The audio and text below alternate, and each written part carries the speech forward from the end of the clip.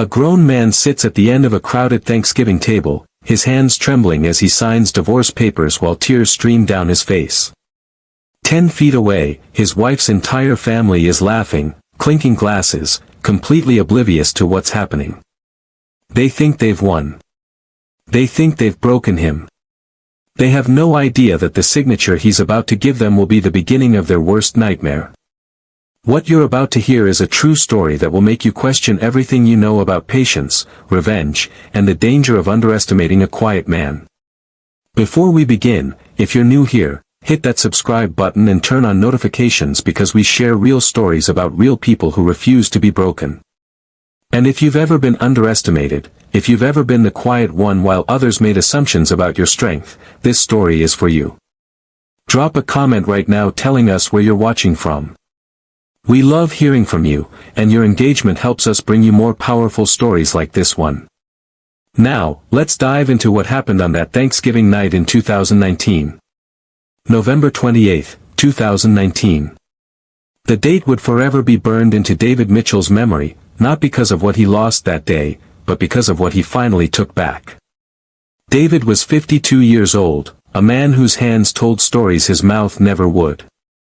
Calloused from 3 decades of crafting custom furniture, hands that had built cribs for babies who would grow up calling him Uncle David, hands that had sanded and stained and shaped wood into beauty, hands that now shook as he drove his 15-year-old Ford pickup truck toward the sprawling colonial house where his wife's family gathered every year.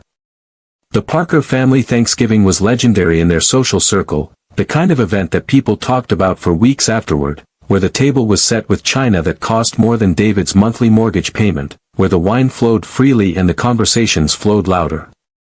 Margaret Parker, the matriarch, had been hosting these gatherings for 40 years, and she ran them with the precision of a military operation and the warmth of a corporate board meeting. Every dish had to be perfect, every conversation had to circle back to family achievements, every moment had to be documented on social media with carefully crafted captions about gratitude and togetherness. But behind the filtered photos and the rehearsed smiles, the Parker family Thanksgiving had always served another purpose. It was where they reminded everyone of the pecking order, where they made it clear who belonged and who was simply tolerated. David had been on the tolerated list for 24 years, ever since the day he married Claire Parker in a ceremony that her family had tried to talk her out of until the very morning of the wedding. He remembered overhearing Margaret in the bridal suite, her voice tight with barely concealed disappointment. "It's not too late, sweetheart. We can tell everyone there was a family emergency. No one needs to know." But Claire had married him anyway, though she never fully took his name, always hyphenating it, always making sure everyone knew she was a Parker first and a Mitchell second. Looking back now, driving through the quiet suburban streets lined with houses that all looked vaguely the same, David realized that had been the first warning sign he'd ignored. There had been so many others over the years, small moments that had accumulated like dust in corners he'd chosen not to look at too closely. The way Claire would correct his grammar in front of her friends, her voice light and teasing but her eyes sharp with something that looked like embarrassment. The way she developed a habit of telling stories about their life together but somehow always managing to make herself the hero and him the bumbling sidekick who couldn't quite keep up. The way she'd started saying, "my house," instead of "our house," about 3 years into their marriage, a slip of the tongue that became more frequent until it wasn't a slip anymore, just a fact she stated casually, as if he'd always been a guest in his own home. The Parker family had never hidden their feelings about David. Margaret had made her opinion clear from the very beginning, that first awkward dinner where she'd asked him what he did for a living and he'd told her he built custom furniture. Her face had done something complicated, a smile that didn't reach her eyes, and she'd said, "How nice." Very hands-on. The way she'd emphasized those last 2 words, like they were a polite euphemism for something distasteful, had told David everything he needed to know about how she saw him. Claire's brother Todd was worse, though at least he had the honesty to be openly contemptuous rather than hiding behind Margaret's passive-aggressive politeness. Todd worked in real estate investment, which apparently meant he spent most of his time at expensive lunches talking about deals that may or may not actually exist, and he never missed an opportunity to remind David of the gulf between their professional lives. "Still making coffee tables, Dave," he'd say every Thanksgiving, every Christmas, every family barbecue, slapping David on the back hard enough to make him stumble forward. "Let me know when you're ready for a real job. I've got some properties that need renovation work. Could probably find something for you." The implication was always clear: David's work was a hobby, a quaint little pastime that real men grew out of once they were ready to make real money. Never mind that David's custom pieces sold for thousands of dollars each, that he had a waiting list of clients, that his work had been featured in design magazines. To Todd, if you worked with your hands, you were working beneath him. Claire's sister Rachel was more subtle in her disdain, the kind of person who would compliment David in ways that were actually insults if you listened carefully enough. "I love how you're not hung up on status," she'd said once, touching his arm in a gesture that might have seemed affectionate if her eyes hadn't been scanning the room for someone more interesting to talk to. "It's so refreshing to meet someone who's just comfortable being ordinary." David had learned early on that there was no point in defending himself at these gatherings, that anything he said would be twisted or dismissed or used as ammunition for later jokes. So he'd developed a strategy of silence, of staying on the edges of conversations, of nursing a single beer throughout the evening and leaving as soon as it was socially acceptable. Claire had never defended him, not once in 24 years. In the beginning, he'd told himself she didn't notice the jabs, that she was too focused on enjoying time with her family to catch the undercurrent of disrespect that ran through every interaction. But as the years went on, he realized she did notice. She just didn't care. Or worse, she agreed with them. The shift in their marriage had been gradual at first, so subtle he couldn't pinpoint exactly when things had changed. Claire had always been particular about appearances, always been concerned with what people thought, but somewhere along the way, that concern had metastasized into something harder, colder. She started spending more time with her family, less time at home. She stopped asking about his work, stopped visiting his workshop, stopped pretending to be interested in the things that mattered to him. 2 years ago, David had noticed she was keeping her phone face down on tables, angling her body away from him when she texted, smiling at her screen in a way she hadn't smiled at him in years. He hadn't said anything, hadn't confronted her, because part of him already knew what he'd find if he looked too closely, and he wasn't sure he was ready for that truth yet. Then, 3 months before that Thanksgiving dinner, Claire had come home from a weekend at her mother's house and sat down across from him in their living room, her posture straight, her face composed, and said 5 words that somehow didn't surprise him at all: "David, I want a divorce." He'd sat there for a long moment, looking at the woman he'd loved for over 2 decades, searching her face for some trace of the person she'd been when they first met, the girl who'd laughed at his terrible jokes and fallen asleep on his shoulder during long drives and told him she felt safe with him. She was gone. Maybe she'd been gone for years, and he'd just been too stubborn or too hopeful or too afraid to admit it. "Okay," he'd said finally, and Claire had blinked, clearly surprised by his lack of resistance. "Just like that?" she'd asked. "Just like that," he'd confirmed. "If that's what you want." She'd studied him for a moment, something flickering across her face that might have been disappointment or might have been relief. "I think it's best for both of us," she'd said, and David had nodded, even though they both knew this was best for her, not them, not us, just her. What happened next, though, that was what had really shown David who Claire had become.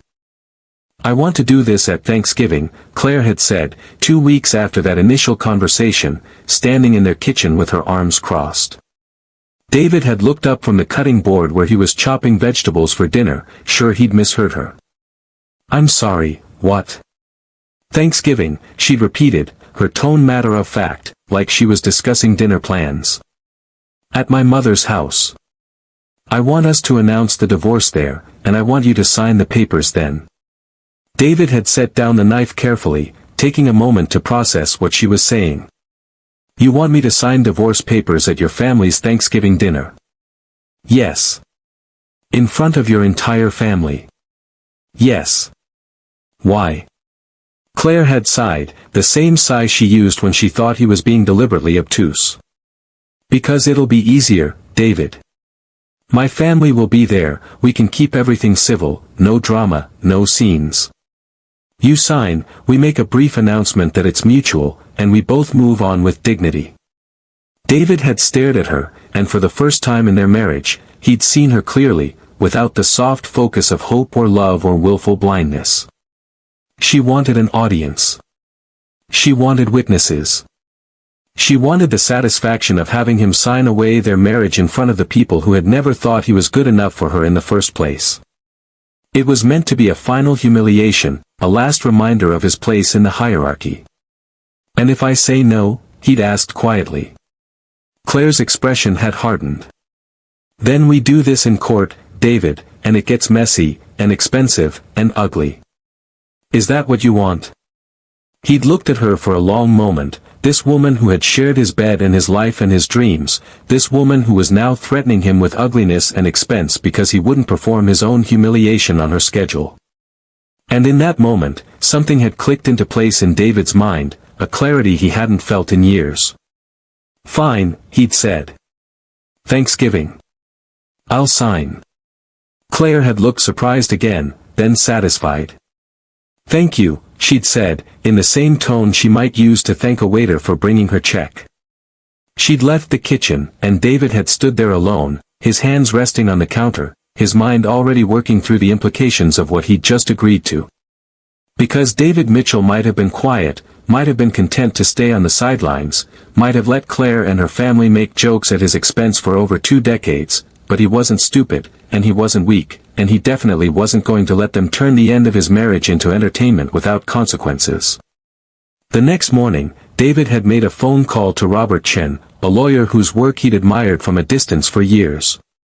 Robert was known for being meticulous, thorough, and expensive, but David figured if he was going to do this, he was going to do it right. Their first meeting had been on a Tuesday afternoon in Robert's downtown office, a space that was all dark wood and leather chairs and law books that actually looked like they'd been read. David had laid out the situation, the divorce, Claire's demand that he sign at Thanksgiving, his suspicion that there was more going on beneath the surface. "I need to know what I'm signing," David had said. "I need to know what I'm walking into." Robert had leaned back in his chair, fingers steepled, studying David with the kind of intense focus that made you understand why he won cases. "Let me ask you something, David. Do you want to save this marriage?" "No," David had said, and the certainty in his own voice had surprised him. "No, I think it's been over for a long time. I just didn't want to admit it." "Then what do you want?" David had thought about that question for a long moment. What did he want? Revenge? Justice? An apology he knew he'd never get? "I want what's fair," he'd said finally. "I want to walk away with what I've earned, with what's mine. And I don't want to be made a fool of in the process."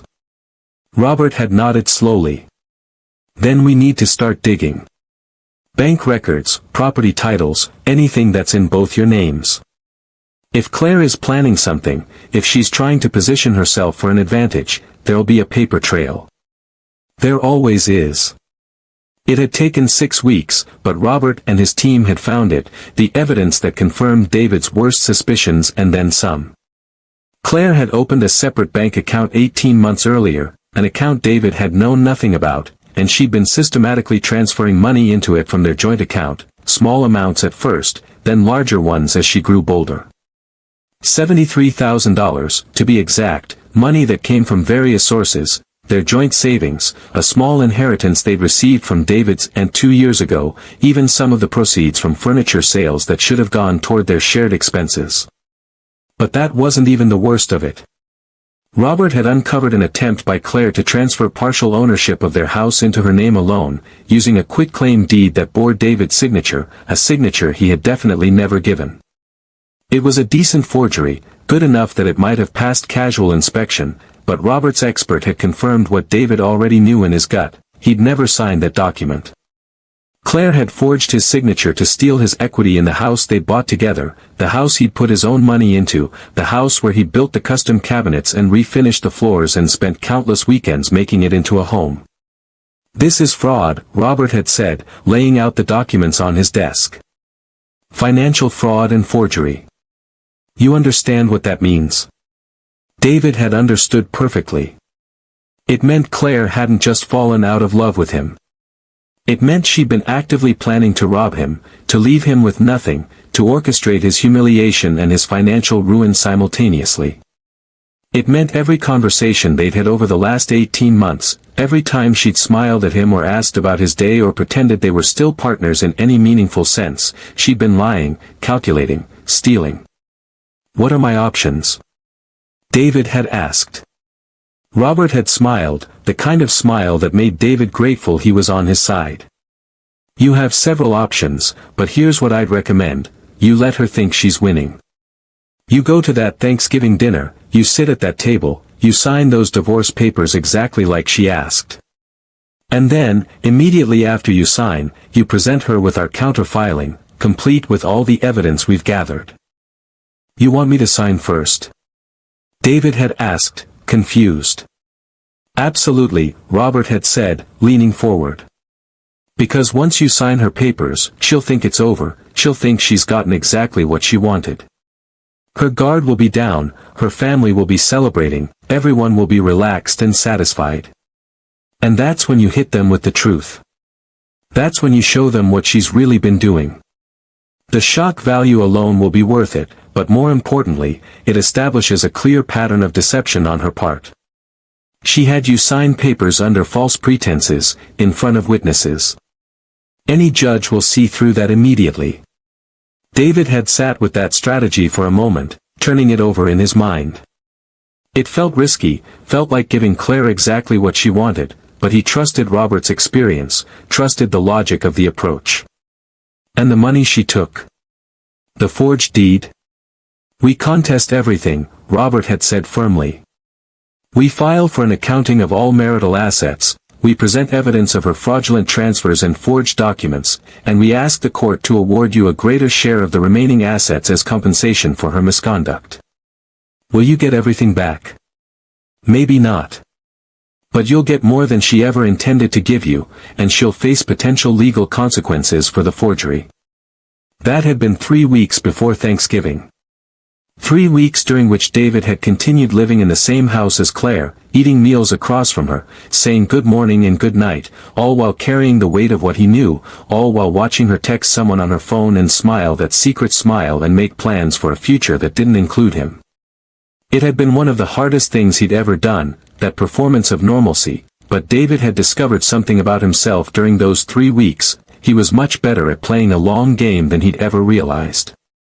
Thanksgiving morning arrived cold and overcast, the kind of November day that felt like it might snow but probably wouldn't. David had woken up early, unable to sleep, and spent an hour in his workshop just running his hands over the wood pieces he'd been working on, grounding himself in the familiar textures and smells.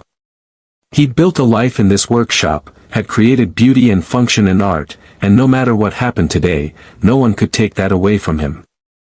No one could diminish what his hands had made. Claire had been in the kitchen when he came back to the house, already dressed in expensive jeans and a cream-colored cashmere sweater that probably cost more than David had spent on clothes in the last year. She'd looked up when he entered, her expression neutral. "You're still planning to come, right?" she'd asked, and David had heard the faint edge of worry in her voice, the fear that he might back out, might ruin her carefully orchestrated plan. "I'll be there," he'd said, pouring himself coffee. "I said I would be." She'd studied him for a moment, something flickering across her face that might have been guilt or might have been anxiety. "David, I know this isn't easy, but I really do think it's for the best. For both of us." David had looked at her over the rim of his coffee cup, this woman who had stolen from him, lied to him, forged his signature, and was now trying to convince him that her betrayal was actually kindness. "I know you do," he'd said, and left it at that. They'd driven separately, Claire leaving first in her Audi, David following half an hour later in his truck. He'd needed that extra time, needed the space to collect himself, to review the documents Robert had prepared, to mentally prepare for what was about to happen. The envelope sat in his jacket pocket, a slim manila folder containing copies of everything, the bank records showing Claire's transfers, the forged deed with the expert's analysis, the legal filing contesting the divorce settlement on grounds of fraud and financial misconduct. As David drove through the quiet suburban streets toward Margaret's house, He found himself thinking about all the Thanksgivings that had come before this one, 24 years of biting his tongue and swallowing his pride and letting the Parker family treat him like he was lucky to be in their presence. He thought about the jokes Todd had made at his expense, the way Margaret had always introduced him as Claire's husband, rather than by name, the way Rachel had once told him at a Christmas party that he should be grateful Claire had married down, because it meant she wasn't demanding. He thought about Claire, the woman he'd loved enough to ignore all these warning signs, the woman he'd built a life with despite her family's disapproval, despite the growing distance between them, despite everything. And he thought about the man he'd been when he'd married her, young and hopeful and convinced that love could overcome any obstacle, and the man he was now, driving toward his own public humiliation with evidence of his wife's betrayal in his pocket. The Parker house was a statement, one of those colonials with white pillars and a circular driveway and perfectly manicured landscaping that probably required a full-time gardener to maintain. Cars already lined the street when David arrived, Todd's silver Lexus, Rachel's black BMW, various other vehicles belonging to extended family members and friends who'd been invited to witness what everyone assumed would be a civilized, mature ending to a marriage. David parked his truck at the end of the block, away from the parade of luxury vehicles, and sat there for a moment with his hands on the steering wheel, breathing slowly, centering himself. This was it. In a few hours, everything would be different. He pulled out his phone and sent a quick text to Robert, "I'm here. Ready when you are." Robert's response came immediately, "You've got this. Remember, sign first, reveal second. Stay calm no matter what. I'll be monitoring my phone if you need anything." David pocketed his phone, checked that the envelope was secure in his jacket, and got out of the truck. The walk to Margaret's front door felt longer than it should have, each step measured and deliberate. He could hear voices and laughter from inside, the sounds of a family gathering in full swing. He rang the doorbell, and within moments, the door swung open to reveal Margaret herself, resplendent in a burgundy dress and pearls, her silver hair styled perfectly, her smile practiced and professional. "David," she said, her tone managing to convey both welcome and subtle disappointment that he'd actually shown up. Come in, come in. Everyone's already here." David stepped into the foyer, immediately hit by the overwhelming smell of expensive candles layered over roasting turkey and some kind of cinnamon-spiced something. The house was decorated within an inch of its life, fall wreaths and golden leaves and artfully arranged pumpkins on every surface, the kind of aggressive seasonal decor that screamed lifestyle magazine rather than actual home. Voices floated from the living room and kitchen, overlapping conversations punctuated by laughter. Margaret gestured for David to follow her, leading him through the house toward where the family had gathered. The living room was packed with people, some David recognized, some he didn't. Todd stood near the fireplace, already holding what looked like his second or third drink, gesturing animatedly while telling some story to a small group of listeners. Rachel was perched on the arm of the sofa, scrolling through her phone while pretending to listen to her husband. Various cousins and in-laws filled the other chairs and corners, everyone dressed in expensive casual clothes, everyone looking like they'd stepped out of a catalog for affluent suburban life. And there, near the window, was Claire.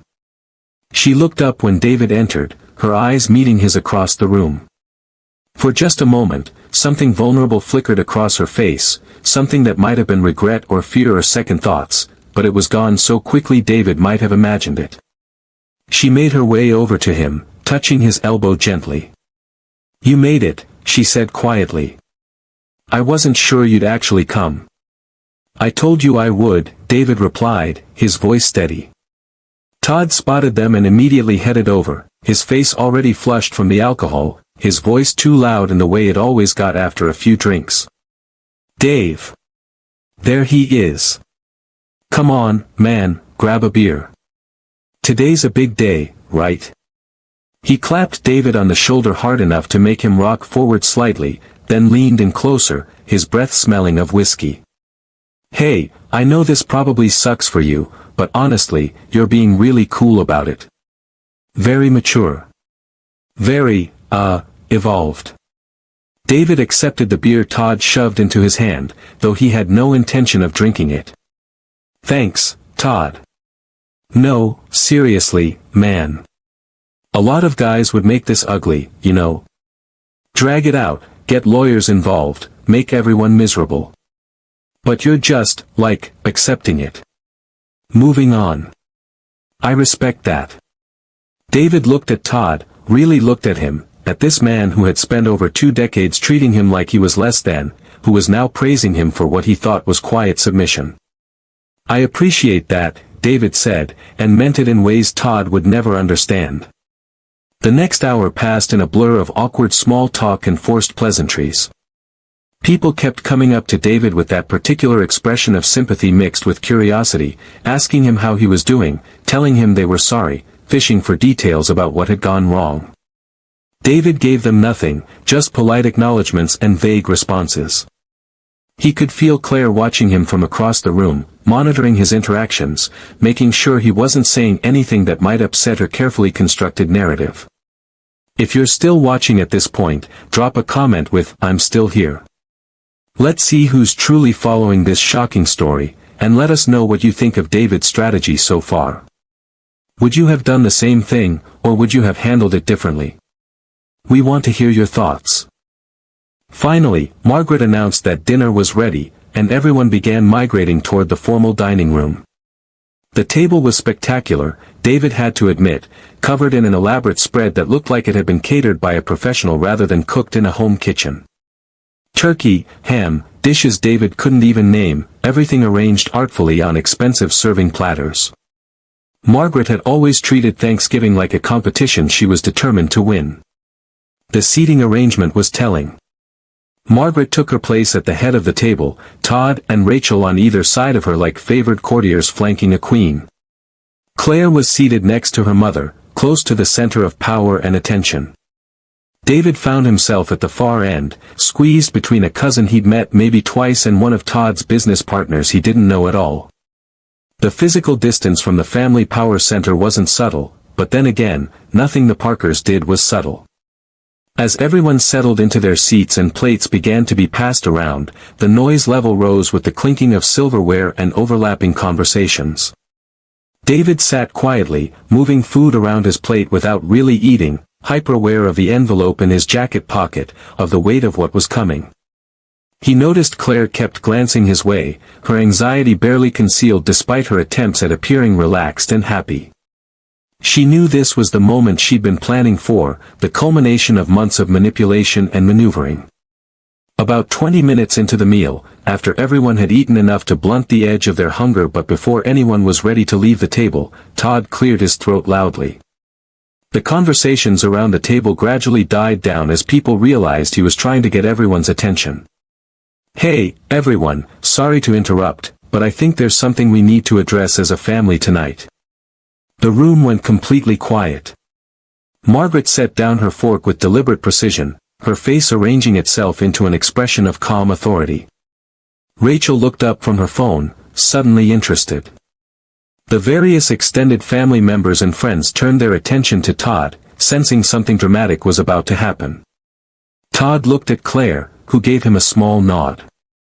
David watched this silent communication between them and realized they'd rehearsed this moment, had planned out exactly how it would unfold. So, as most of you probably know, or have figured out, Claire and David have made a decision about their marriage. Todd paused for effect, letting the words hang in the air. They've decided to separate. To get divorced. But they wanted to handle it maturely, as adults, with family present. Murmurs rippled around the table. Rachel's husband looked shocked. A few of the cousins exchanged glances. Margaret's face remained carefully neutral, though David could see the satisfaction in her eyes. This was what she'd wanted from the beginning, her daughter finally shedding the weight of an unsuitable marriage. Rachel spoke up, her voice carrying that particular tone of concern that didn't quite sound genuine. "Wait, what? You're getting divorced? When did this happen?" Claire took a delicate sip of her wine before answering, her voice calm and measured. "We've been discussing it for a while now. It's been a long time coming, really. We've just grown apart, wanted different things. It happens. But you're both okay with it?" Rachel pressed, her eyes moving between Claire and David. I mean, this seems really sudden. We're both fine, Claire said firmly. Right, David? All eyes turned to David at the far end of the table. He met Claire's gaze steadily. It's been coming for a while, like she said. Todd jumped back in, apparently eager to move things along according to whatever script he and Claire had prepared. The important thing is that they're handling it with dignity, you know? No drama, no ugliness. Just two adults making a mature decision and moving forward. Margaret nodded approvingly. That's the Parker way. We handle our problems with grace. David almost laughed at that, but he kept his expression neutral. The Parker way was to sweep everything uncomfortable under the rug, to prioritize appearance over truth, to make sure the family reputation remained spotless regardless of what was actually happening beneath the surface. Claire reached down beside her chair and pulled up a leather portfolio David recognized from her home office. She opened it carefully, revealing the divorce settlement papers inside, papers David had reviewed with Robert Chin, papers he knew were designed to leave him with far less than he'd earned or deserved. We thought, Claire said, her voice taking on that reasonable tone she used when she wanted to make something sound logical and inevitable, that it would be good to make things official tonight. To sign the papers here, with family present, so there's no confusion later, no back and forth, no misunderstandings. We both agree on the terms, and this way we can both move forward cleanly. She slid the portfolio down the table toward David, the leather folder gliding across the polished wood surface until it came to rest in front of him. David looked down at it but didn't immediately open it. Around the table, people had gone quiet again, watching this strange family drama unfold over their Thanksgiving dinner. You want me to sign these now? David asked, his voice carrying clearly in the silent room. Here, at dinner. I know it's unconventional, Claire said, and David could hear the slight tension creeping into her voice, the worry that he might be about to push back, to make a scene, to ruin her carefully orchestrated moment. But I think it's better this way. Clean, clear, witnessed by people who care about both of us. That last part was almost funny. People who cared about both of them. Most of the people in this room had never cared about David, had never seen him as anything more than Claire's questionable choice, the working-class husband who had somehow convinced their precious Parker daughter to settle for less than she deserved. Todd leaned back in his chair, trying to look casual and confident. Come on, Dave. You know this is the right thing. You guys talked it through, you both agreed. Just sign, and we can all move forward. No need to drag this out. David opened the portfolio slowly, looking down at the papers inside. The divorce settlement was there, neatly printed on official legal paper, with highlighted tabs showing where his signature was needed. He'd read this document a dozen times with Robert, knew every clause and subsection, knew exactly how much Claire was trying to take from him while making it look fair and equitable. The house would go to Claire, with David receiving a small buyout payment that was far below his actual equity. Their joint savings would be split, but only the accounts David knew about, not the secret account where Claire had been stashing money. His workshop and tools would remain his, but that was about all he'd walk away with. It was designed to look balanced while actually leaving him with a fraction of what he deserved. Claire was watching him intently now, her hands clasped together on the table, her knuckles slightly white with tension. Margaret was also watching, her expression one of regal expectation, as if David's signature was a foregone conclusion and she was simply waiting for him to comply with what had already been decided. The whole table had become an audience for his surrender. David picked up the pen Claire had thoughtfully provided, a heavy Mont Blanc that probably cost more than his truck payment. His hand trembled slightly as he held it over the first signature line, and he let that trembling show, let them see what they expected to see, a broken man, defeated, accepting his fate with quiet resignation. Let them think they'd won. Let them feel that rush of satisfaction that comes from beating someone down. Someone at the far end of the table laughed at something, a brief burst of sound that was quickly shushed by whoever was sitting next to them. The moment felt surreal, signing divorce papers at a Thanksgiving dinner while people tried to continue eating and pretending this was normal, that it was perfectly fine to end a 24-year marriage as a family activity between the turkey and the pumpkin pie. David signed the first page. Then the second. Then the third. Each signature felt like giving Claire exactly what she wanted, and in a way, he was. He was playing his part in her performance perfectly. When he finished, he closed the portfolio and slid it back across the table to Claire. She picked it up immediately, opening it to verify that all the signatures were in place. David watched her face as she checked each page, saw the moment of relief when she confirmed he'd signed everything, saw the small satisfied smile that tugged at the corners of her mouth. She'd done it. She'd gotten what she wanted.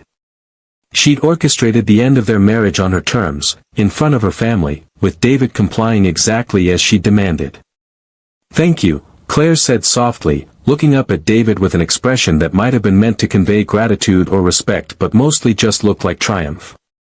"I know this wasn't easy, but I really do think it's best for both of us." David nodded slowly, then reached into his jacket pocket. Around the table, people were starting to relax, conversations beginning to pick up again, someone reaching for more wine. They thought it was over. They thought the uncomfortable part of the evening was done and they could move on to dessert and football and forgetting that anything awkward had happened. David pulled out the manila envelope Robert had prepared and placed it on the table in front of him. The motion was casual, unhurried, but Claire's eyes locked onto that envelope immediately, her satisfied smile freezing and then slowly fading. "What's that?" she asked, her voice carefully controlled but with an edge of worry creeping in. David looked at her directly, and for the first time that evening, he let her see exactly what he was feeling. Not anger, not bitterness, but a calm, cold certainty. "This," he said quietly, his voice carrying despite its softness, cutting through the resumed conversations around the table, "is the real settlement." The dining room went silent again, but this time the quality of the silence was different. This wasn't the expectant hush of people waiting for a scripted moment to play out. This was the shocked silence of people realizing something had just gone off script. Claire's face had gone pale. "I don't understand. You just signed the papers." "We agreed." "I signed your papers," David confirmed. "Just like you asked. But that doesn't mean I agreed to them." He slid the envelope down the table toward Claire, watching as she stared at it like it might be dangerous to touch. "Open it," he said, and it wasn't a request. Claire's hands shook slightly as she picked up the envelope and pulled out the papers inside. David watched her eyes move across the first page, saw the exact moment when she understood what she was looking at. All the color drained from her face. Her mouth opened slightly but no sound came out. Todd, sensing something had gone very wrong, leaned over to read over Claire's shoulder. His reaction was almost comical, his face going through a rapid series of expressions, confusion, disbelief, anger, and then something that looked almost like fear. "What the hell is this?" Todd demanded, his voice rising. "What did you do?" David's voice remained calm, almost conversational. "Those are bank records showing that Claire has been transferring money from our joint accounts into a private account I knew nothing about. $73,000 over the last 18 months, to be exact. There's also a copy of a property deed that Claire attempted to file, transferring our house into her name alone. A deed that bears my signature, except I never signed it. The handwriting expert's analysis is on page 7. She forged my signature to try to steal my equity in our home." The silence in the room was absolute now. You could have heard a pin drop. Every single person at that table was frozen, forks halfway to mouths, wine glasses suspended in mid-air, all attention focused on the drama unfolding at the family Thanksgiving dinner. Margaret's face had gone from regal satisfaction to stone-cold shock. Rachel's mouth was literally hanging open. The extended family members looked like they wanted to disappear into their chairs. "That's not," Claire started, her voice shaking, "David, you're twisting things. That money was for household expenses, you know that. And the deed, I don't know what you're talking about." There must be some mistake. David had expected her to lie. He'd spent 6 weeks preparing for this moment, had run through every possible response she might have with Robert, and they'd both agreed that Claire would try to gaslight him, to make him look paranoid or vindictive.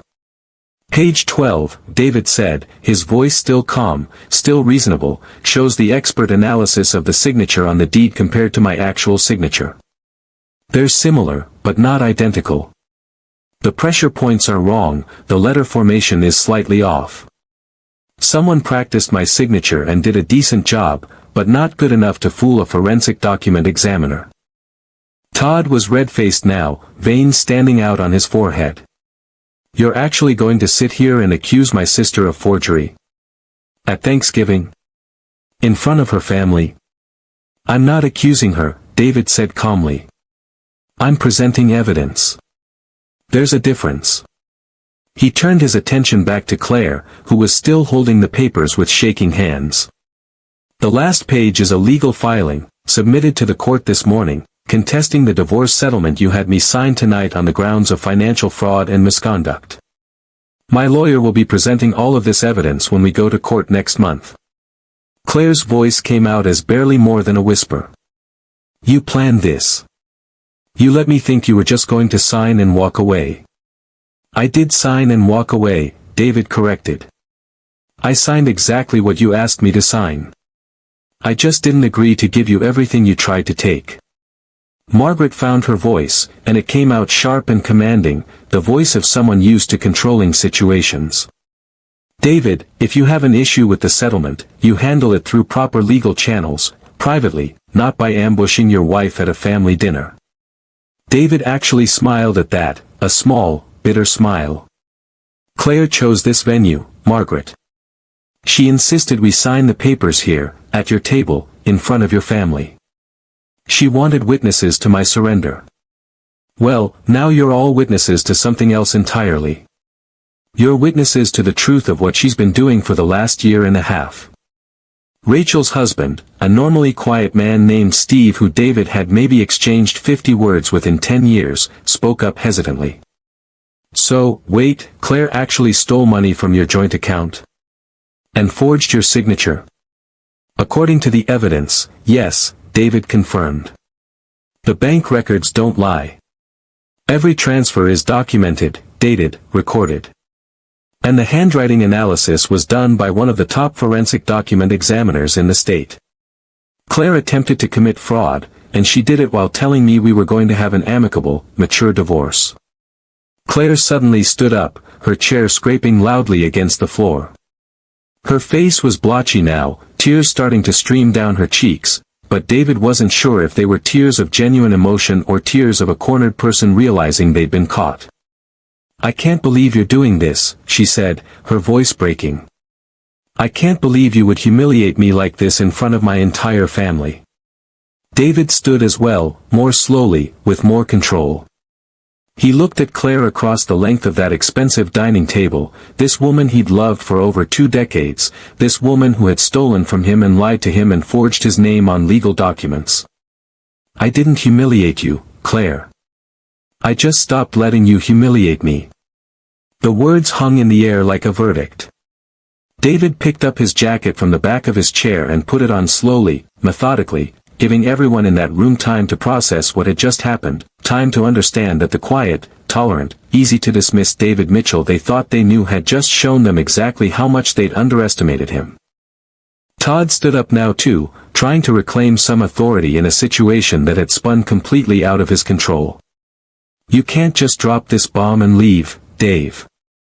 We need to talk about this. We need to figure this out.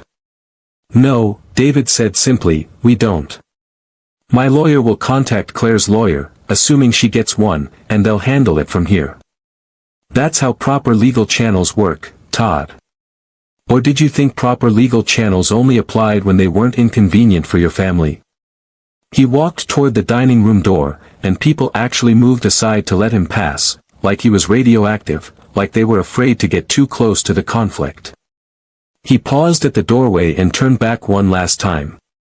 Claire was still standing at the table, papers scattered in front of her, mascara running down her face. Margaret looked like she'd been carved from ice, her perfect Thanksgiving dinner ruined beyond repair. Todd was gripping the back of his chair so hard his knuckles were white. Rachel was already on her phone, probably Googling divorce lawyers. 24 years, David said quietly, and every person in that room strained to hear him. 24 years I sat at this table and listened to your jokes. 24 years I let you treat me like I wasn't good enough, like I was lucky to be here, lucky to be part of your family. I stayed quiet because I loved Claire, and I thought that love meant accepting disrespect for the sake of peace. He looked directly at Claire. But love doesn't mean letting someone rob you. And peace isn't worth the price of your dignity. I hope the money was worth it, Claire. I hope whatever you were planning to do with that $73,000 brings you everything you thought it would. He turned and walked out, leaving behind the sound of Claire's sobs and the shocked silence of a family that had just watched their Thanksgiving dinner turn into a courtroom drama. David walked through the too-perfect foyer, past the too-expensive decorations, and out into the cold November air. His truck was still parked at the end of the block, patient and reliable, like it had been waiting for him to finally come to his senses. He got in, started the engine, and sat there for a moment with his hands on the steering wheel, breathing slowly, letting the adrenaline that had been keeping him upright for the last hour start to dissipate. His phone buzzed. A text from Robert. How'd it go? David typed back, exactly like you said it would. Papers signed, truth revealed, family in shock. Robert's response came immediately, good. Don't answer any calls or texts from any of them tonight. Let them sit with it. Let them panic. We'll deal with whatever comes next on Monday. David pocketed his phone and pulled away from the curb, driving through the quiet suburban streets away from Margaret's house, away from the Parker family, away from a life that had been slowly suffocating him for longer than he'd wanted to admit. He didn't go home, couldn't face the empty house that was still technically half Claire's, at least for now. Instead, he drove to his workshop, the converted warehouse space on the industrial edge of town where he'd spent countless hours over the years building and creating and losing himself in work that mattered. The workshop was cold when he unlocked it, but David didn't mind. He turned on the space heaters and the overhead lights, and the familiar space came to life around him. Workbenches covered in tools, half-finished projects waiting for his attention, the smell of wood and varnish and sawdust, the smell of honest work and creation. This was his place, the one space Claire had never been able to touch or contaminate with her family's judgment. David pulled out a stool and sat down at his main workbench, finally allowing himself to feel everything he'd been holding back for the last several hours. His hands were shaking again, but this time not from restraint. This time from release, from the pure emotional weight of what he'd just done, of the line he'd just crossed, of the marriage he'd just ended not with quiet acceptance but with evidence and truth and the kind of justice he'd never thought he'd have the courage to demand. He wasn't sure how long he sat there, but eventually his phone started buzzing. First one call, then another, then a barrage of texts. Claire. Todd. Margaret. Even Rachel. David didn't read them, didn't answer. He turned off his phone entirely and sat in the quiet of his workshop, surrounded by the things his hands had made, and felt something he hadn't felt in years. He felt free. The next few weeks were chaos, exactly as Robert had predicted. Claire hired a lawyer, an expensive one, and her first move was to try to paint David as vindictive and cruel, to claim he'd ambushed her with false accusations out of bitterness about the divorce. But the evidence didn't care about the narrative she was trying to spin. The bank records were clear and irrefutable. Every transfer Claire had made was documented, every dollar accounted for. Her lawyer tried to argue that the money had been for legitimate household expenses, but Robert methodically demolished that argument by showing that their regular household account had remained fully funded during the same period. The money Claire had transferred hadn't been for expenses. It had been for her escape plan, her financial security while she left David with as little as possible. The forged deed was even more damning. The handwriting expert's testimony was unshakable, and when confronted with the evidence, Claire's lawyer quietly suggested they might want to consider a settlement rather than going to trial. The court proceedings moved faster than David had expected. 3 months after that Thanksgiving dinner, he sat in a conference room with Robert on one side and Claire and her lawyer on the other, hammering out a settlement that looked nothing like the one she tried to force him to sign at her mother's table. David got half the value of the house, paid out immediately from Claire's trust fund, the one her grandfather had set up for her years ago, the one David hadn't even known existed until Robert's investigation had uncovered it. He got reimbursement for the stolen $73,000, plus interest and legal fees. He got his workshop, his tools, his truck, and his freedom. Claire got the house she tried to steal, but it came with a mortgage she'd have to pay on her own, without David's income to help. She got her car, her designer clothes, her family's judgment, and a reputation that would follow her for years. The criminal charges for forgery were a possibility Robert had floated early on, but ultimately David had decided not to pursue them. Not out of kindness or residual love, but because he'd realized that what he wanted most wasn't to see Claire punished. What he wanted was to be free of her, to have justice without vengeance, to walk away clean and clear with what was rightfully his. "She'll punish herself more than any court could," Robert had said when David told him his decision. "The Parker family runs on reputation and appearances. What she did, the way it all came out, that's going to follow her forever in those circles." Robert had been right. Within weeks of the settlement, David started hearing things through mutual acquaintances, small pieces of gossip that painted a picture of the fallout. Margaret had apparently been furious with Claire, not for what she'd done to David, but for how it made the family look. There had been a screaming match at Margaret's house, witnessed by several neighbors, where Margaret had accused Claire of being careless and stupid, of getting caught doing something everyone in their social circle probably did but had the sense to hide better. Todd had distanced himself almost immediately, suddenly too busy with work to return Claire's calls, probably worried that association with her scandal might hurt his business reputation. Rachel had been more subtle but equally cold, declining invitations to lunch, making excuses not to get together, slowly freezing Claire out of the family social circle. Claire's friends, the women she'd spent years cultivating relationships with over expensive brunches and charity events, had mostly vanished as well. In their world, perception was everything, and being associated with someone who'd been caught committing fraud, even fraud against a spouse, was social poison. David heard through someone who knew someone that Claire had shown up at one of her regular charity luncheons about 2 months after the divorce was finalized, and the women at her usual table had been suddenly, conspicuously full, with no empty chairs available. She'd ended up eating alone in the corner, trying to look unbothered while everyone whispered. David didn't take pleasure in her suffering, exactly, but he didn't feel guilty about it either. Claire had made her choices, had decided that money and appearances were worth more than integrity or honesty, and now she was living with the consequences of those choices. That was justice, plain and simple. As for David, he'd moved into a small cottage about an hour outside the city, a place with good light and a large workshop space in the back. It was half the size of the house he'd shared with Claire, but it felt twice as peaceful. He filled it slowly with things he actually liked, not things that matched some imagined aesthetic or impressed visitors, just things that made him comfortable and happy. His business actually grew after the divorce, ironically enough. Word had spread about what happened, the way these things always do, and while some people had judged him for the public nature of the confrontation, many more had respected it.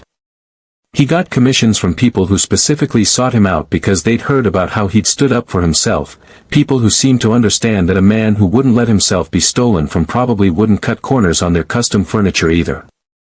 A year after that Thanksgiving dinner, David was in his workshop late one November evening, working on a dining table commission for a young couple who just bought their first house.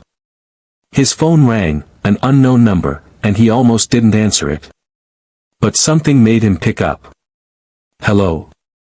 There was a long pause, and then a voice he hadn't heard in months. "David? It's Claire." His first instinct was to hang up, but curiosity kept him on the line. "What do you want, Claire?" Another pause. When she spoke again, her voice was different than he remembered, smaller somehow, less certain. I wanted to say something. I know I have no right to call you. I know you probably don't want to hear from me. But I needed to tell you something. David waited, not making it easy for her, not filling the silence with reassurance or encouragement. I underestimated you, Claire said finally. For 24 years, I underestimated you. I thought you were weak because you were quiet. I thought you were a pushover because you didn't fight back when my family made jokes. I thought I could do whatever I wanted because you'd always just accept it. And I was wrong. I was wrong about all of it. David leaned against his workbench, looking out the window at the dark woods beyond his property. Is that an apology, Claire? Because it sounds more like an observation. I don't know, she admitted. I don't think I even know how to apologize for what I did. I just wanted you to know that I understand now. I understand that I destroyed something real because I was too stupid and selfish to value it. And I understand that you were the stronger person all along.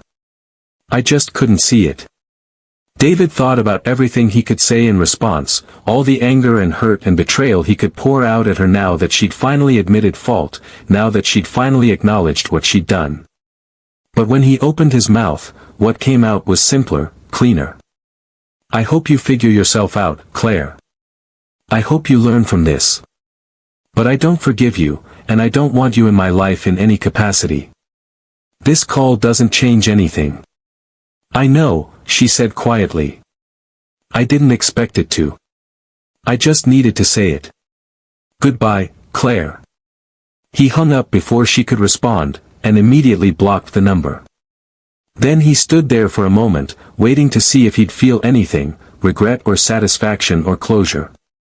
But mostly he just felt tired, and ready to get back to work.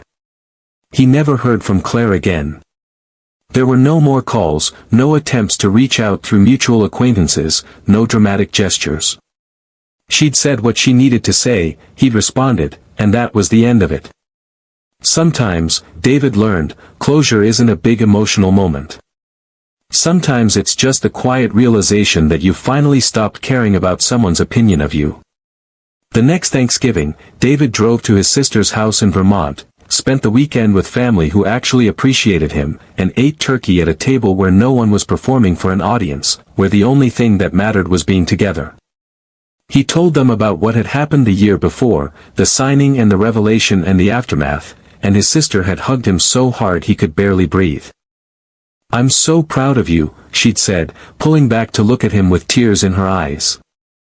I spent years watching you let them treat you like garbage, and I kept waiting for you to stand up for yourself. I was starting to think you never would. I almost didn't, David admitted. For a long time, I told myself it was easier to just accept it, to keep the peace, to be the bigger person by not fighting back. But there's a difference between being the bigger person and being a doormat. I finally figured that out. His brother-in-law, a retired Marine who'd never been particularly verbose, had just nodded approvingly and said, sometimes the most powerful thing you can do is wait for exactly the right moment, then strike so precisely that they never see it coming. That's not weakness. That's strategy. David had thought about that a lot in the months that followed. Strategy.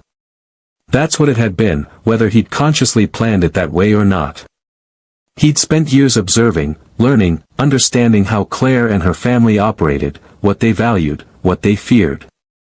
And when the time came, he'd used that knowledge not to hurt them unnecessarily, but to protect himself and claim what was rightfully his.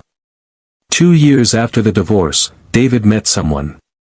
Her name was Lisa, and she was a teacher at the local elementary school, and she didn't care that he worked with his hands or drove an old truck or preferred quiet evenings at home to expensive social events.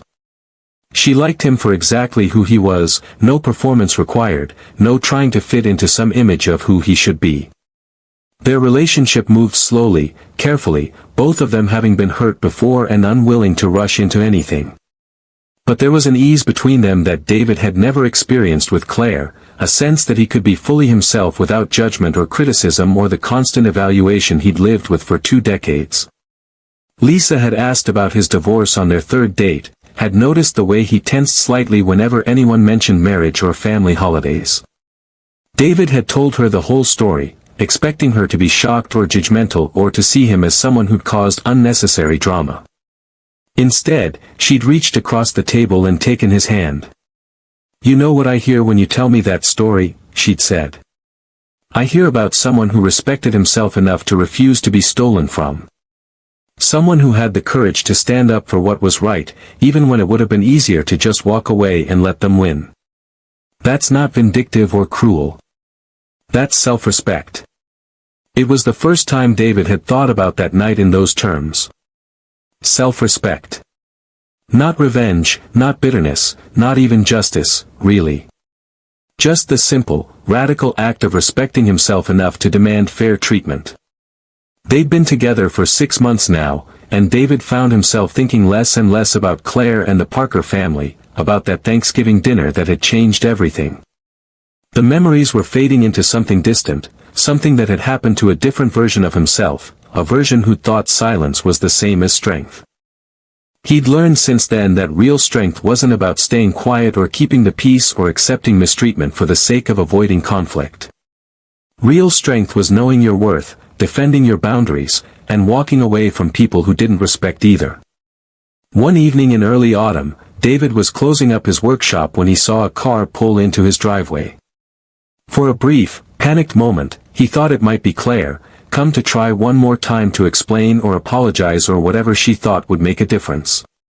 But when the car door opened, it was Todd who got out. David stood in the doorway of his workshop, making no move to welcome him, no gesture of friendliness. Todd walked up slowly, hands in his pockets, looking uncomfortable in a way David had never seen him look before. "I know I'm probably the last person you want to see," Todd started. "I know I don't have any right to be here. But I wanted to talk to you. I wanted to say something I should have said a long time ago." David crossed his arms but didn't respond, just waited. Todd took a deep breath. "I was a complete asshole to you. For 24 years, I treated you like you were beneath me, like you weren't good enough for my sister or our family. I made jokes at your expense, I belittled your work, I never once treated you with basic respect. And I did it because it made me feel better about myself, because putting you down was easier than examining my own shortcomings." David studied Todd's face, looking for signs that this was some kind of manipulation, some new angle the Parker family was trying. But Todd looked genuinely uncomfortable, genuinely ashamed. "What changed?" David asked. Todd laughed bitterly. "My wife left me 3 months ago. Turns out she'd been having an affair for over a year, and she'd been hiding money the same way Claire did with you. When I found out, when she served me with papers and I realized I'd been completely blindsided, I thought about you. I thought about that Thanksgiving dinner, about how you must have felt discovering that the person you trusted most had been betraying you.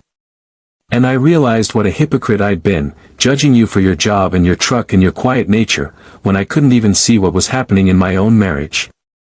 David didn't feel the satisfaction he might have expected from hearing about Todd's downfall. Mostly he just felt tired. "I'm sorry that happened to you, Todd. I really am. But I'm not sure why you're telling me." "Because I owed you an apology," Todd said. "Because I treated you like garbage for over 20 years, and you never deserved it. You were a good husband to Claire, a better one than she deserved, and a better man than I ever gave you credit for. I was wrong about you. Completely, totally wrong." David nodded slowly. "I appreciate you saying that. I do. But an apology doesn't erase 24 years, Todd. It doesn't give me back all those holidays where I sat at your mother's table and listened to you make me feel small. It doesn't undo the damage." "I know," Todd said quietly. "I'm not asking for forgiveness. I'm not asking for anything, really.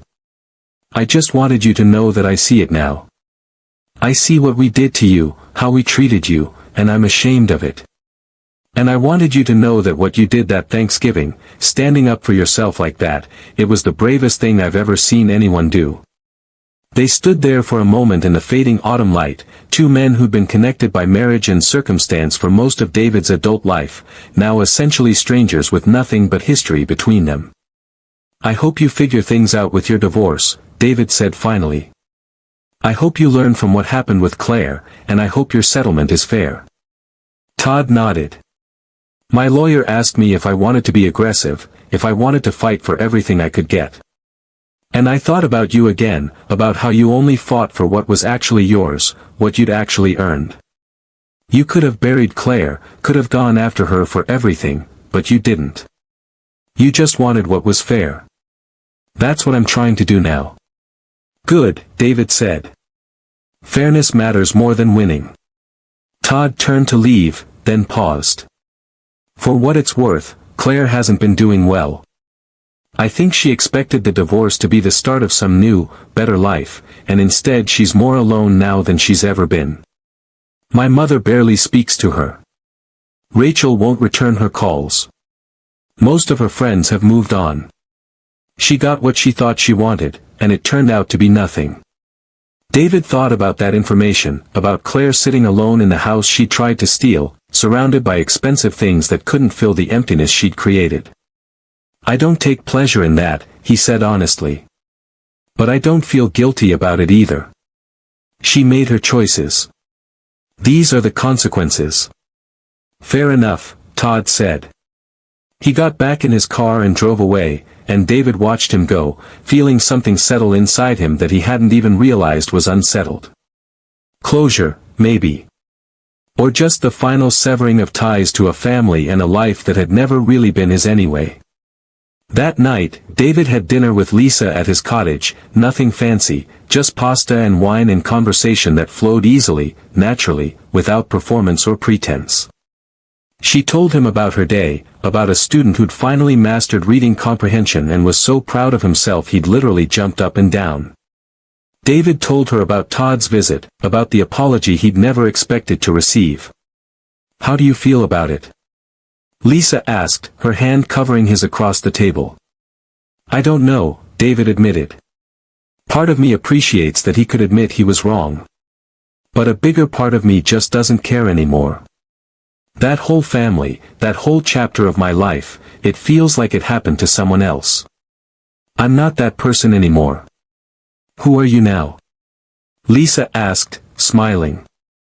David thought about that. "I'm someone who knows his worth. Someone who won't settle for being treated poorly just to keep the peace. Someone who understands that silence isn't always strength, and that standing up for yourself isn't the same as being vindictive." "I like that person," Lisa said. "I like him a lot." They cleaned up dinner together, moving around the small kitchen in comfortable synchronization, and David realized this was what partnership was supposed to feel like. Easy. Natural. Built on mutual respect rather than performance or image. Later, lying in bed with Lisa asleep beside him, David thought about that Thanksgiving dinner 3 years ago, about the trembling hands and the tears and the moment when he'd pulled out that envelope and changed everything. He thought about the person he'd been then, so full of anger and hurt and determination to prove he wasn't the fool they all thought he was. And he thought about the person he was now, peaceful and content and building a life that actually felt like his own. The revenge, if that's what it had been, hadn't been in exposing Claire's theft or watching the Parker family implode. The real revenge, the real victory, had been in building something better, in refusing to let that experience make him bitter or closed off or afraid to try again. It had been in choosing to believe he deserved respect and then creating a life where that respect was freely given. 3.5 years after that Thanksgiving dinner, David got a letter. Not an email or a text, but an actual handwritten letter, delivered by mail in an envelope with handwriting he didn't recognize. He opened it carefully, curious but cautious, and pulled out a single page of cream-colored stationery. The letter was from Margaret. David almost put it down without reading it, but something made him continue. The handwriting was shaky, less precise than he remembered Margaret's usually being, and the tone was different too, less imperious, more vulnerable. "David," it began, "I am writing to you because I don't know if I'll have another chance, and there are things I need to say before it's too late. I was recently diagnosed with cancer. The doctors have given me 6 months, perhaps less. I have spent the last several weeks thinking about my life, about my choices, about the things I'm proud of and the things I regret. You are among my regrets. I treated you terribly. I judged you for superficial reasons and never gave you a chance to prove yourself worthy of my daughter, even though you proved it every day through your actions, your dedication, your character. I taught my children to value the wrong things, to prioritize appearance over substance, to measure worth in dollars and status rather than integrity and kindness. And in doing so, I destroyed my relationship with Claire, drove Todd to become someone I barely recognize, and pushed Rachel so far away that we barely speak anymore. What you did that Thanksgiving was shocking and embarrassing, and I hated you for it at the time. But I understand now that it was also honest and just. You simply demanded fair treatment. You refused to be robbed. That shouldn't have been revolutionary, but in my family, it was. I am not asking for forgiveness. I don't deserve it. I am simply telling you that you were right about us, about me, about everything. And I am sorry. I hope you have built a good life. I hope you found someone who treats you the way Claire should have. Margaret Parker. David read the letter twice, then folded it carefully and put it back in the envelope. He felt something complicated when he thought about Margaret dying, something that wasn't quite sadness but wasn't quite indifference either. It was more like the feeling you get when you hear about something unfortunate happening to someone you used to know, someone who was once part of your life but isn't anymore. He didn't respond to the letter. There was nothing to say that wouldn't sound hollow or performative. Margaret had apologized, had acknowledged her mistakes, and that was enough. David didn't need to grant absolution or offer comfort. He just needed to acknowledge that she'd reached out, that she tried in her own way to make something right before she ran out of time. Lisa found him standing in the kitchen, holding the letter, and asked if he was okay. Yeah, David said, and realized he meant it. I'm okay. Someone from my past apologized. I think they needed to say it more than I needed to hear it, but I'm glad they did anyway. Do you want to talk about it? Lisa asked. No, David said, putting the letter in a drawer. I think I'm done talking about the past. I'd rather focus on what we're building now. And that was the truth. The past had happened, had shaped him, had taught him lessons he probably needed to learn. But it didn't define him anymore, didn't control him, didn't have power over his present or his future. For years after that Thanksgiving dinner, David proposed to Lisa in his workshop, surrounded by the tools and wood and half-finished projects that represented his life's work. She said yes without hesitation, and they planned a small ceremony at his cottage, just close friends and family, nothing fancy or performative or designed for social media. No one from the Parker family was invited. David didn't even consider it. That part of his life was closed, finished, complete. He'd gotten his justice, his fair settlement, his vindication. Now he was getting his happy ending, but not as a response to what Claire had done or as proof that he'd moved on. He was getting it because he'd done the work to heal, to grow, to become someone who could accept love without waiting for the other shoe to drop. The wedding was small and perfect, officiated by Lisa's father in their backyard on a warm spring afternoon. David's sister stood as his best woman, and Lisa's best friend stood as hers. They exchanged vows they'd written themselves, promising honesty and respect and partnership, promising to build something together rather than just coexisting in proximity. When David kissed his new wife, surrounded by people who genuinely loved and supported them, he felt something he hadn't felt in decades. He felt like he was exactly where he was supposed to be, with exactly the person he was supposed to be with, living exactly the life he was meant to live. It had taken losing everything to find it, but he'd found it nonetheless. 5 years after that Thanksgiving dinner, David heard through a mutual acquaintance that Claire had remarried. The man was apparently someone she'd known from college, recently divorced himself, and they'd reconnected at some alumni event. David felt nothing when he heard this news. Not jealousy, not satisfaction, not curiosity. Just a vague sense of good for her, and then a complete disinterest in hearing any more details. He never told Lisa about it because it seemed irrelevant, like hearing about a character from a TV show you used to watch but stopped caring about years ago. Todd sent him a Christmas card that year, the first and only communication they'd had since that autumn evening in David's driveway. The card was generic, one of those family photo cards, but Todd had written a note inside, doing better. Learned a lot. Hope you're well. Todd. David appreciated the brevity of it, the lack of expectation or demand. He didn't send a card back, but he didn't throw Todd's away either. He put it in a drawer with Margaret's letter, artifacts from a past life that he didn't need to engage with but also didn't need to actively reject. 6 years after that Thanksgiving dinner, Lisa gave birth to their daughter, a tiny perfect human they named Emma. David held her in the hospital, this new person who represented a future completely untethered from his past, and felt a surge of protective love so strong it was almost painful. "She's never going to doubt that she's loved," he whispered to Lisa, who was exhausted but radiant in the hospital bed. "She's never going to question whether she's enough. We're going to make sure she knows her worth from day one." "We are," Lisa agreed, reaching out to touch Emma's tiny hand. "We're going to do it all differently." And they did. They raised Emma in that cottage with the big workshop, taught her that a person's worth had nothing to do with their job or their possessions or their status. They showed her, through their own relationship, what respect and partnership looked like. They made sure she understood that speaking up for yourself wasn't rude or aggressive, it was necessary.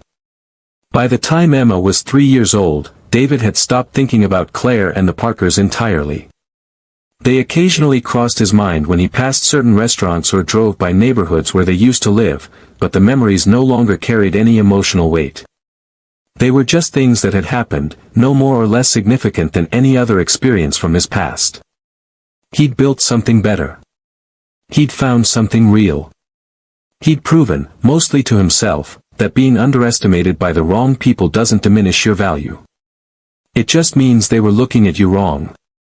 7 years after that Thanksgiving dinner, David was working in his shop when his phone rang. Unknown number again. He almost didn't answer, but curiosity got the better of him. "Hello? David? It's Rachel." Of all the Parkers, Rachel was the last one he'd expected to hear from. "Rachel. This is a surprise." "I know. I'm sorry to call out of the blue. I got your number from Todd. I hope that's okay." "It's fine. What can I do for you?" There was a long pause. "I just wanted to tell you that my mother passed away last night. Peacefully, in her sleep. I know you two didn't have a good relationship, and I'm not expecting you to come to the funeral or anything. I just thought you should know." David felt a wave of complicated emotions. Margaret, who had written him that letter years ago, who had apologized and acknowledged her mistakes, was gone. "I'm sorry for your loss, Rachel. Really. I know she was difficult, but she was still your mother." "She was," Rachel said quietly. "And at the end, she talked about you sometimes. She said you were the only one who'd ever stood up to her. She respected that, I think, even though it took her years to admit it." "I never wanted to hurt her," David said. "I just wanted fair treatment." "I know. We all know that now. Too late, probably, but we know." They talked for a few more minutes, surface-level condolences and updates, and then said goodbye. David hung up and stood in his workshop, thinking about Margaret, about that letter, about the cycle of regret and realization that comes too late for so many people. He didn't go to the funeral. He sent flowers with a card that said simply, "My condolences to the family," and left it at that. It wasn't his place to be there, wasn't his grief to share. The Parkers had their own story, their own journey through loss and regret, and David was no longer a character in it. 8 years after that Thanksgiving dinner, David stood in his workshop late one November evening, working on a custom table for a client's anniversary gift. The date occurred to him suddenly, November 28, 8 years to the day since he'd sat at Margaret's table and signed those divorce papers and changed the entire trajectory of his life. He stopped working and looked around his shop, at the space he'd built and the business he'd grown and the life he'd created in the aftermath of that decision. Had it been worth it? The confrontation, the public revelation, the scorched earth approach to defending himself? He thought about it honestly, weighing the costs against the benefits. The answer came easily, yes. Absolutely yes. Not because he'd hurt Claire or embarrassed the Parkers or gotten revenge. But because he'd reclaimed his own sense of self-worth. He'd drawn a line and said, this far, no further. He'd proven to himself that he was capable of standing up for what was right, even when it was uncomfortable and difficult and went against every instinct he'd developed over 24 years of keeping the peace. The table in front of him was beautiful, walnut with maple inlays, crafted with the same care and attention he brought to every piece. His hands, calloused and scarred from decades of work, moved across the wood with practiced confidence. These hands had built cribs and tables and chairs. These hands had signed divorce papers and held evidence of betrayal. These hands had held his daughter for the first time and held his wife every night. These hands told a story of work and integrity and resilience. David heard the door to the shop open, turned to see Lisa coming in with Emma on her hip. "Daddy!" Emma squealed, reaching for him, and David set down his tools and scooped her up, breathing in the scent of her shampoo and feeling the solid weight of her in his arms. "We brought you dinner," Lisa said, holding up a container. "Figured you'd forget to eat if we didn't intervene." "You figured right," David admitted, kissing Lisa's cheek. They sat together in the workshop, eating Lisa's homemade chili while Emma played with wood scraps in the corner, building towers and knocking them down with delighted laughter. This was his life now. Simple, authentic, built on honesty and respect and genuine love. It wasn't perfect, nothing ever was, but it was real. It was his. And no one could take it from him because he'd finally learned the most important lesson of all: you can't lose what you truly own if you're willing to fight for it when it matters. So here's what I want to ask you, and I want you to really think about this: what would you have done in David's position? Would you have had the courage to sit at that table, sign those papers, and then reveal the truth to everyone watching? Would you have been able to stay calm and controlled while your wife's family celebrated what they thought was your defeat? Or would you have walked away quietly, let them win, convinced yourself that keeping the peace was more important than defending yourself? And let me ask you something even more personal: are you in a situation right now where you're tolerating disrespect for the sake of keeping the peace? Are you letting someone underestimate you, walk over you, treat you as less than you deserve, because standing up for yourself seems too difficult or too uncomfortable? Because here's what David's story teaches us: patience is powerful, but only when it's paired with self-respect. Silence has strength, but only when you're choosing it strategically, not accepting it out of fear. And sometimes, the bravest thing you can do is simply refuse to let people treat you poorly, regardless of how uncomfortable that refusal makes everyone around you. Drop a comment right now and tell us, have you ever been underestimated? Have you ever had a moment where you finally stood up for yourself after years of staying quiet? What was that moment like, and how did it change your life? We want to hear your stories, your experiences, your victories. If this story moved you, if it made you think about your own life and your own worth, hit that like button. Share it with someone who needs to hear it, someone who's been staying quiet for too long, someone who needs permission to respect themselves enough to demand respect from others.